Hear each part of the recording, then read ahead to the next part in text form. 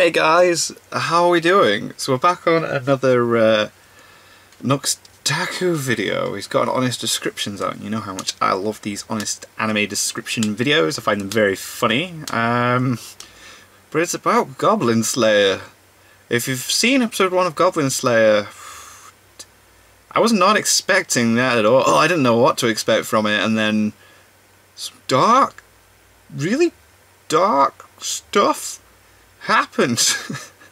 So when I see Nux is doing a honest description video which is very satirical on its subject, I don't know what to expect from this. I think there's going to be some dark jokes in this. Let's just get into this. The loving world already. The loving world of Goblin Slayer. Honest anime descriptions. Holy titties, so Goblin Slayer seems to be all the rage these days. Yeah. We should check it out and see what's going on. With an honest description. In case you're unaware, the word honest has quotation marks. Prepare to be triggered. Oh, no, seriously, trigger warning on this bad boy. This anime wants to let you know right away, they are not screwing around. Nope. They will be the edgiest son of a slam you'll ever see. So you have quivering little girl facing up against a knight with armor nearly as terrifying as Lord Twigo's, and I wouldn't say that lightly, with crazy fire stuff flying out of his eye. Now, since this is anime, we know there's no actual fire stuff coming out of his eye, because whenever they want to make someone cool, they just make fire stuff streak out of their eye. They do it with Overlord, However, this guy clearly looks like a bad guy, because this girl's terrified, look at her face, and this guy's a badass, look at his face. Yeah. I wouldn't cuddle with him, bad guy confirmed. Now wait for the plot twist, it'll blow your mind. Oh no. So you know how many YouTubers try to confuddle their audience by playing a clip out of context from the middle of the episode, like you have a guy laying in a pool of blood. We literally died. Then it turns out he didn't literally die in the middle of the video. Well, that's kind of not like this at all. Anime wouldn't do that. They're not going to try to clickbait you to watch the whole episode because of this scene. No, this isn't out of context at all. It's almost like we've seen the same exact thing before in Danmachi. Oh wait, we did. But since we're all curious how she got to that situation, we get to see some of the past. Makes sense to me. She wants to become an adventurer. Yes, she's she a priestess, the job that literally no one ever wants, ever. She can, like, heal people and stuff. Wow, that sure comes in handy later in the episode. No, it doesn't. She'll be getting glory for her battles. Now that she's an adventurer, which seems to be a very normal job in this not trapped in a game anime, at the right age of 15, where she's obviously completely mature and can make life-threatening decisions at her leisure, she immediately joins a group of 3 other adventurers who all have never done a single mission because they're like, hey, goblins are the weakest monsters. Let's go slay kill some them, goblins. Literally nothing could go wrong. In fact, if I would have named the anime, I wouldn't call it Goblin Slayer. I would have called it Literally Nothing Could Go Wrong, the anime. Brilliant idea. The adults watching, wave them farewell. Oh, this society is already so developed and caring of one another. We trust these children to be competent enough to accomplish missions. Save another adventurer party of women that have failed this exact mission before them and have yet to return. Makes sense. By the end of the episode, we realize that this kind of thing happens all the time. So it makes sense that they're doing this. It's not like they've ever heard bad stories of this in the past, so, they don't need to prepare or anything. No, let the 4 of them just tumble down into the little cave thing. Nothing could go wrong. Who needs to prepare? After all, you do have typical hype douche leading the party. Foolish me. I almost forgot to introduce our main characters. We have hype douche leading the mission with no knowledge of the mission. We have happy airhead just listening to whatever hype douche says. We have bitch wizard because every group needs a bitch wizard. And we have the main character who seems to have the personality of meek-minded but along for the ride. Since all these characters seem to be integrally important to the plot and have been developed so well up to this point, I can't imagine anything bad befalling them. They seem to know exactly what they're doing, and this doesn't seem to be a setup of a dark, edgy anime at all. It's such a nice-seeming world. So far, it seemed like everything was going exactly like Danmachi. Oh yeah, it was. Oh look, the characters split up, and all of a sudden, main character and bitch wizard don't have a torch. Oh, they're gonna get ambushed for sure. Hey, they got ambushed, didn't see that coming. Good thing bitch wizard has amazing original powers like... Hey, Hey, that seems familiar.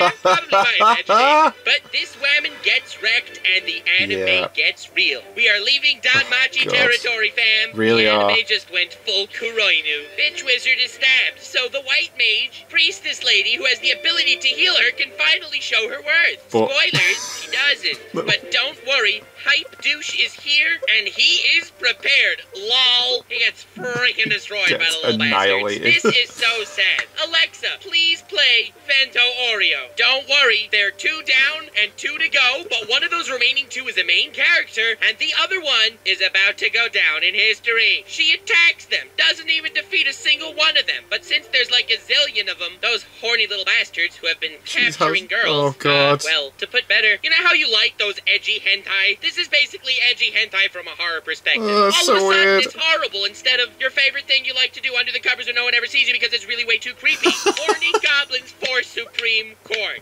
Too soon? Nah.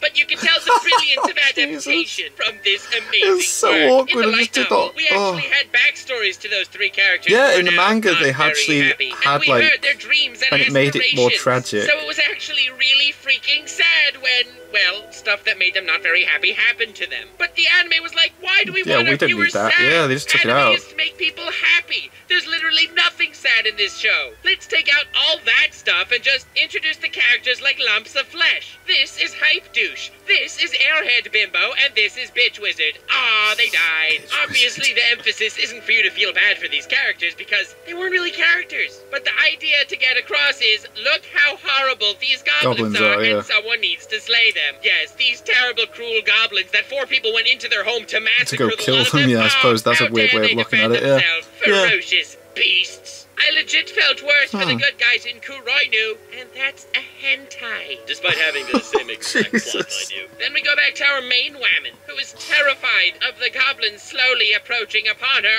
as she should be. I would be terrified too, to be quite honest. Yes. Again, I would not be in that position, for I am far too much of a pussy, one of my most valuable traits, mind you. But do you remember that scene from the beginning of the episode that made it look like the creepy night guy was a bad guy? Yeah. Well, he's actually a good guy. No one saw that coming. It's not like we saw the cover page of the anime, right? And he heroically killed those 2 goblins. Wow, very impressive. Not to mention doing it in the most edgy, badass way possible. The guy's carrying like 15 blades, and he pins the goblin to the wall with a shield, burning his face off with a torch. Yeah, that's effective, fam. But anyway, he got the point across. The guy's the Edge King, and he's not a huge fan of goblins. No, and we know that because when he stabs the second goblin in the head, blood flows out of his head for like 5 seconds straight. That's a lot of blood. It's almost like we're watching Bleach here. But Goblin Slayer says we are not watching Bleach. Because if we were watching Bleach, we would allow the bad guys to survive and multiply. We are Goblin Slayers. It's time to kill them all.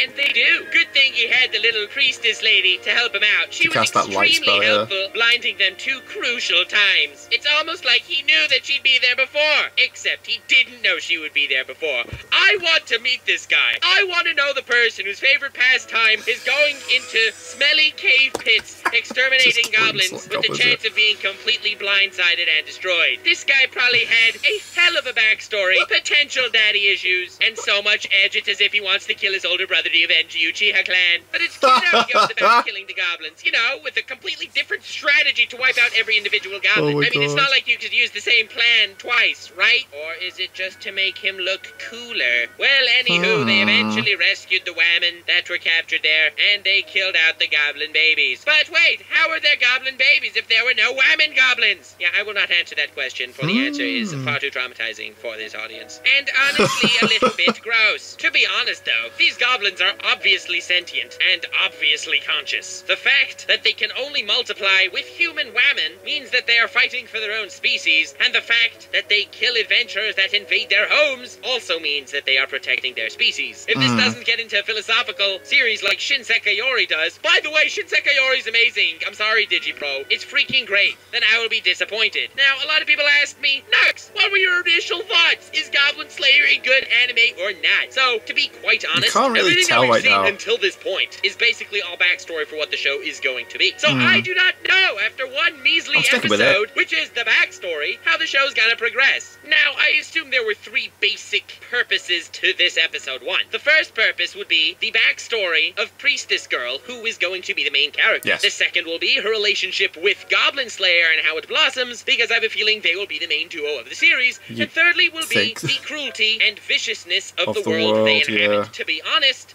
if that's exactly what they're trying to get across, I'm a little disappointed, because all the reasons that I've mentioned, being pro-goblin philosophy, as well as why it's okay to send these 15-year-old noob kids to their untimely, absolute demises. I don't understand how the society works if it actually is as cruel of a world as it seems. The point here is, it was not amazing, and I don't know if it is good or if it's bad. All I know is it's no classic. So Mother's Basement on Twitter saying it's absolute trash, edgy garbage, uselessness. Well, the story didn't really start yet, so I would wait at least another episode or 2. If the whole story is supposed to be a psychological and philosophical tale, then this first episode retroactively will be a decent one. And Chibi Reviews, who says this is what Berserk would look like if it was animated correctly, nearly gave me an aneurysm. The comparison of rape in Berserk to rape in Goblin Slayer should have never been uttered by anyone. And that's a weird thing, isn't it? A video for another day. Ladies and gentlemen, thank you so much for watching. Don't know why I felt like doing this. Kind of because I was getting mixed feelings across the entire AniTube spectrum on Goblin Slayer, and I feel like no one really said we don't know yet. I've heard people claiming it was amazing, and I've heard people claiming it was absolute garbage. So hey, here's an honest description to sink your teeth in. Feel free to like and subscribe if you want more. Links in the description to Twitter and stuff. And since this is a relatively short video, I'm not gonna go through the Patreon list. But thanks to all the Patreons. You guys are beasts. And to everyone watching, remember to stay weird, fam. Stay weird, fam. That was interesting. I'm sticking with Goblin Slayer because it was weird. There was some interesting things, like, obviously he's joking, but because obviously the way they deal with them is a bit odd. Yeah, they've gone into their cave with the sole intention of killing them, so they have every right to defend themselves, but then when it's like ripping off their clothes and like forcing themselves on them, and it's like, I was very weirded out by that. I was just like, what the friggin' hell is going on in this anime? So, yeah. Nothing really more to say on the matter. I do like Nuxtaku's videos though. They are very funny, very informative, and they get some valid points across sometimes. Like the Albedo video really surprised me when it got near the end. I was like, oh yes, very valid points. But anyway, thank you guys very much for watching. What did you guys think of that? What did you guys think of this? Click like, subscribe if you haven't already, leave comments down below, let me know what in future videos, and I'll see you guys, next time. And if you've seen Goblin Slayer, let me know what you thought in the comments down below as well.